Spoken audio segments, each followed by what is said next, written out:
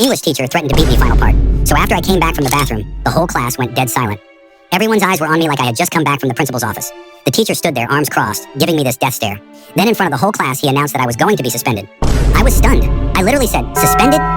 For what? I didn't even do anything." But he didn't care.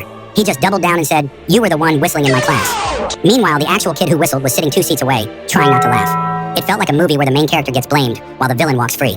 And then it got worse. Out of nowhere, my teacher looks at one of my bros and says, "You too. You're suspended." My bro's jaw dropped.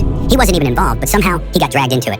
At that point, I was so angry I wanted to shout, but I kept it in because I knew it would only make things worse. The bell finally rang, and as soon as it did, I didn't waste a second. I grabbed my bag and sprinted out of class. I've never run that fast in my life. My heart was racing, my hands were shaking, and I could feel my chest pounding like crazy. On the way home, I kept turning to my bro like, "Bro, we're actually cooked. This is over for us." When I got close to my house, my stomach sank. My parents' car was already in the driveway, and when I walked in, they were sitting there in the living room waiting for me, arms crossed, completely silent. You know that type of silence where it's scarier than yelling? Yeah, that's what it was. I tried to explain myself, but before I could even finish, my dad interrupted with, "The school already called us." My mom was just shaking her head, looking disappointed. At that point, I didn't even know what to say. The actual person who whistled was probably chilling at home laughing while I was about to lose everything.